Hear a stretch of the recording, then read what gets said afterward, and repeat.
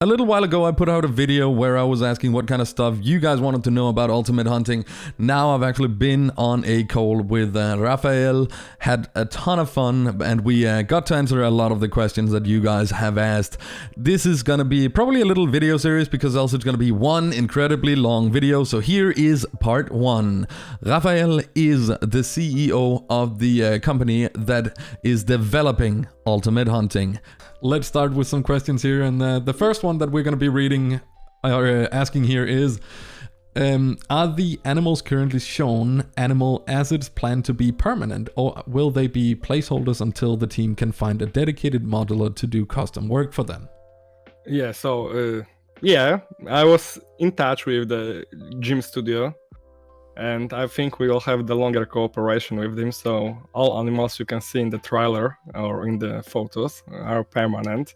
I think the game studio is making the best models and animations right now on the market. And if it is possible to go straight through with cooperation with them and have them in our team, but for outsourcing like thing, I will just go full in because they are just the best in this case. I don't know, but Gym Studio worked for Caldron and they made Kabbalah's games. Oh, nice. That's awesome. Well, I'm stoked to hear that because I really loved what I see. And one of the things that we did see in the trailer video as well, we have baby animals / juveniles in the game. Is these going to be huntable? How will hunting them work? Will they have a different scoring system to adults, or will there be penalties for hunting them, etc.? What is the deal with the small animals in the games? Yeah, I think I can answer that, but don't take it as the final word in the game because it may change during development. Babies will be in the game for 100%. Besides, anything will happen during the development, but what will happen if we will hunt one? Our first idea was to just make a penalty for a guy for a player and just ban him from hunting the species he hunted a juvenile. So it's our early idea to just prevent people and make the finance penalty also, so they will know that it's bad. Nice. So hunters make mistakes. They do. They sometimes shoot young animals, and if there are consequences, they are. So let's make it real. Why not? Yeah, that's awesome. On the topic of that, will the animals grow over time? Yeah, and this is topic I could answer, but I think the proper answer right now will be we don't know yet. Will map populations be persistent, or will they be generated randomly on each play session? Will it be like the Hunter Call of the Wild where it's always the same animals on your map, or will it be like the Hunter Classic where it's always a new set of animals on your map? Yeah, we will do like in the Ultimate Fishing Simulator. So yeah, we have all animals created once you enter the session or you create the game session on your own. So we start single player or I just went, okay, you will start a single player or multiplayer game. The animals will just spawn, but each time they will be different. Nice. This is the one of the biggest things that I have with Call of the Wild. I hate it's always the same things. But we don't say that they will be different species. They will be the same species, but they will have the different look, different scores, different antlers, different size.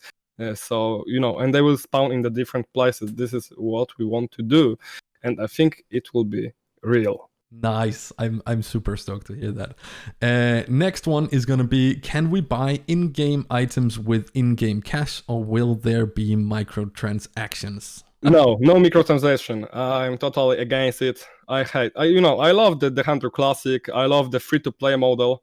Once they had the lifetime license, they removed it from the store and just make a gratification for players who had it with the M's. Yeah. And I found it really inappropriate because if they had it once, they should have it for life. Yeah.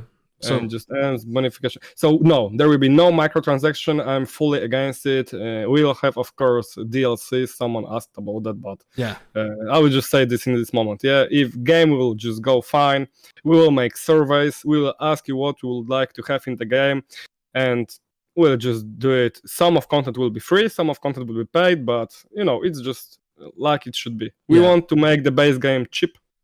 The base game should be cheap, like the ultimate, but not ultimate, the Call of the Wild. The base game is usually it's at promos. It's for like €7, €9, something like that. We all like to just do the similar because I think the base game should be available for everyone. Yeah. And then if you really want to invest, if you want DLCs, you can buy it, but DLCs shouldn't just have direct impact on the gameplay. They just should be cosmetic. Yeah. So if we do anything like, for example, update with population management, it should be available for everyone, not only for DLC. Yeah. So if you were to make a new reserve, that would be counting as a DLC as well, right? I think yes, but everything will depend from the size, to be honest. I don't have to lie here. Everything in the games depends from the sales. If the game sells good, we have a lot of money to develop the game further, and we can do a lot of content, and no one will just look at our hands and say, look, you are under the limit of the production. You have to stop and cut the costs. And I will say, no, we don't cut the costs. We are doing our job fine, and we are just need more time, but it doesn't always work. So do you have like in terms of will there be ways to have like a trophy lodge or trophy shots and such in the game? Is that something you guys have considered already? It's easy way. What is NVIDIA Ansel, if I remember correctly? It's the solution from NVIDIA that allows you to open in-game free camera and make a photo in current moment. I think it's much better than the trophy shot because you can stop in every moment and just shoot screenshot. If you are playing full HD, you can scale it in the Ansel to 4K, 8K, and just drop it in the socials and say, look, this looks amazing. Like amazing. And you can also apply some filters.